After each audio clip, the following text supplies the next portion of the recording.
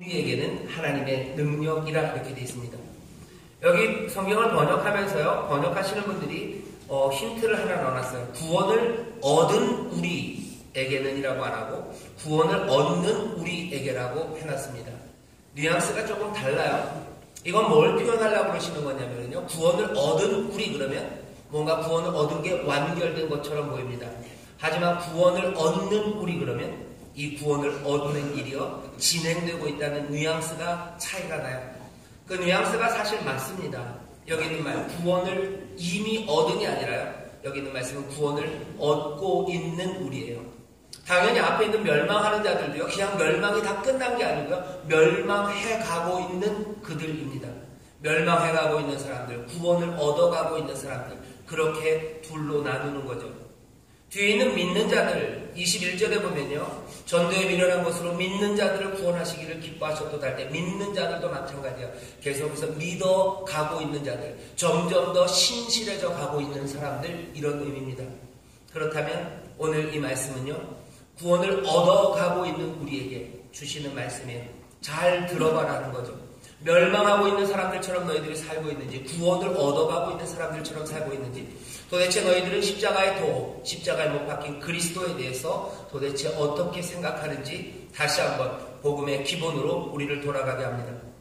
십자가에 못 박힌 그리스도라는 그 십자가의 도라는 건요, 여기 18절에 있는 것처럼 미련한 것처럼 보입니다. 미련한 것처럼 보여요. 말이 안 돼요. 어리석은 이야기처럼 보입니다. 왜냐하면 뒤에 있는 그리스도라는 말은 구원자라는 말입니다. 세상을 몽땅 다 구원하시는 거예요. 그분에게 구원이 있어요. 그리스도, 그분을 따라가야 된대요. 그런데 그 그리스도는 어떤 그리스도냐면 십자가에 못 박힌 그리스도랍니다. 이건 말이 안 돼요.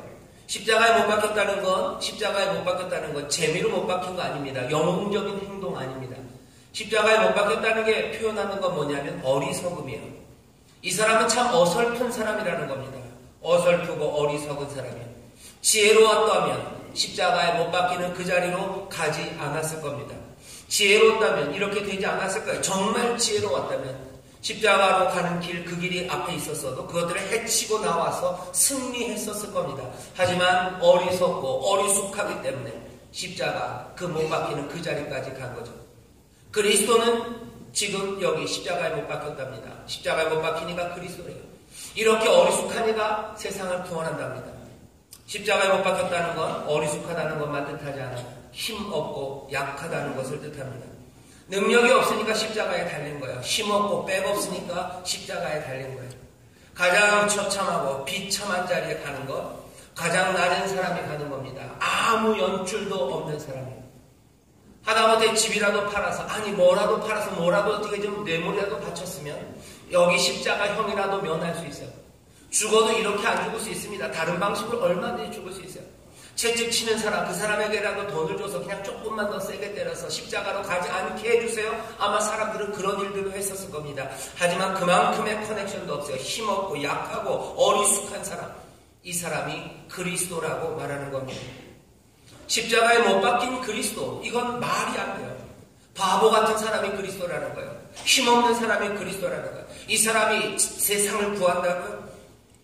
예수님께서 십자가에 달려 돌아가실 때 그 십자가 아래서 했던 병정들의 말이 딱 이 말입니다. 자기도 구원하지 못하는 자, 누굴 구원한다고?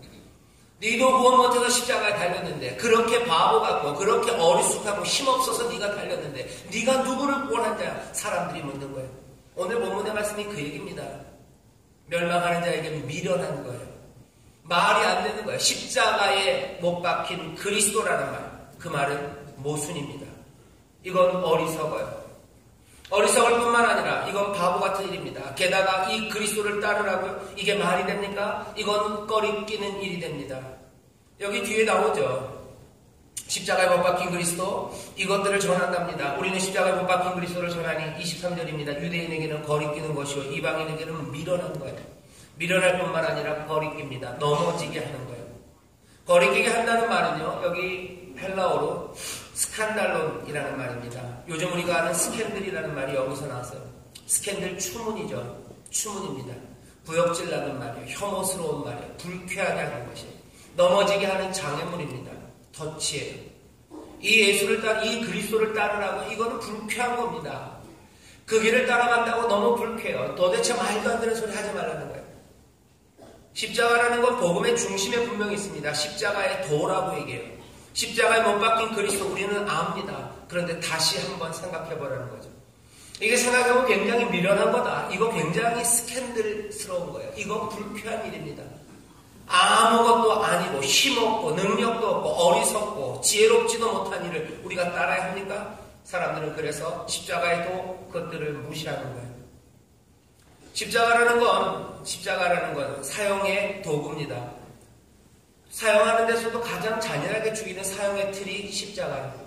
요즘식으로 말하면 우리나라에서 사형이 이제 집행된 지가 꽤나 오래됐습니다. 그래서 사형의 틀이 별로 없죠. 그거 본 적이 별로 없습니다. 영화에서 보면 가끔 교수형, 목을 매달아서 죽이는 일이 나와요. 외국 영화를 보면 전기 의자에 앉혀서 전기 쇼크로 아니면 약물을 주입해서 사람들을 죽입니다. 아니 더 옛날에는 단두대였어요. 프랑스 혁명 때 로베스피에르, 단두대, 파리, 목 잘라지는 일들, 망나니들, 사람을 죽이는 그 형틀이 십자가입니다. 가장 잔인하게 죽이는 거예요. 중국에서 보면 중국 사람들이 좀 잔인하게 사람들을 많이 죽이죠. 그 얘기를 할 필요는 없어요. 하지만 죽이는 모습들 생각하기도 싫은 겁니다. 사람들은 그런데 그걸 교회, 이 거룩한 곳, 우리 교회도 저기 십자가가 달려있죠. 저기에 걸려있는 거예요. 교회에 무슨 웃는 얼굴이 걸려있으면 좋겠어요. 노란색에 이렇게 스마일하고 있는 거 그죠? 웃어라 웃어라. 엄정한가요? 스마일하게 이런 거 그런 거 붙여놓고 뭐가 사람들 마음을 따뜻하게 할 만한 거 그런 거 걸어놨으면 좋겠는데 교회마다 뭘 걸어놔? 십자가를 걸어놓습니다.